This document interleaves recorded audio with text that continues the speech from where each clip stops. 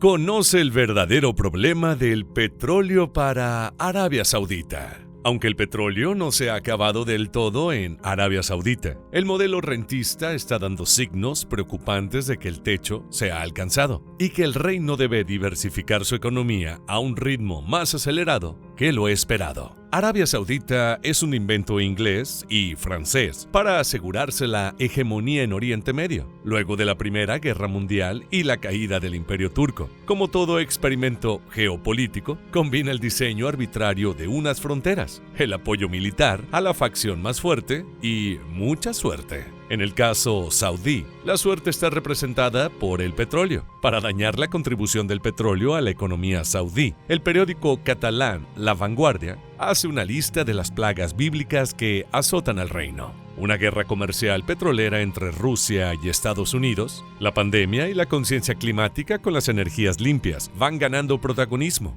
Ya las autoridades saudíes habían previsto un futuro sin petróleo. Ya habían intentado una diversificación de la economía nada fácil, la unificación de Arabia Saudita. Hacia el año 1932, mediante acciones militares en las que liberaba el valor de los beduinos árabes. Algunas de ellas fueron asesoradas y armadas por el Imperio Británico, que veían a Abdulaziz bin Saud el instrumento adecuado para sustituir al Imperio Turco en Medio Oriente. Esa fase de la guerra coronó un esfuerzo que Abdulaziz empezó a comienzos del siglo XX. El lugar más preciado, cuya conquista en 1924 le permitió a Abdulaziz la creación del Reino de Arabia Saudita, fue la Meca. ¿Cómo Abdulaziz descubrió el petróleo?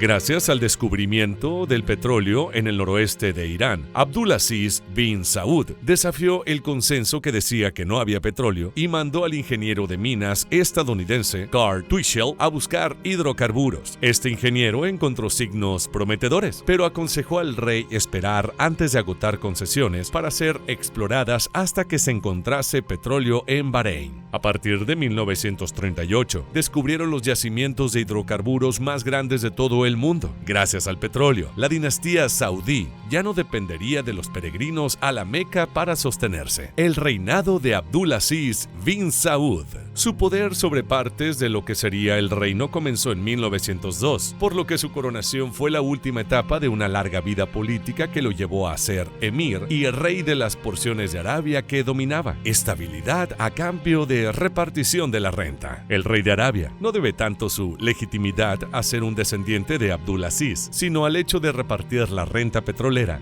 Y hasta la caída de los precios en 2008, repartir renta no era ningún problema para el reino saudí. Pero luego de esos años dorados, el gobierno tuvo que enfrentar la realidad de que no es sostenible que esos precios se repitan por suficiente tiempo como para que el país siga siendo rentista. El costo de producir petróleo. Desde mediados de 2021, los precios del barril han ido en aumento, por lo que la rentabilidad del negocio varió. El presupuesto para este año, el reino contempla un superávit de $24,000 millones.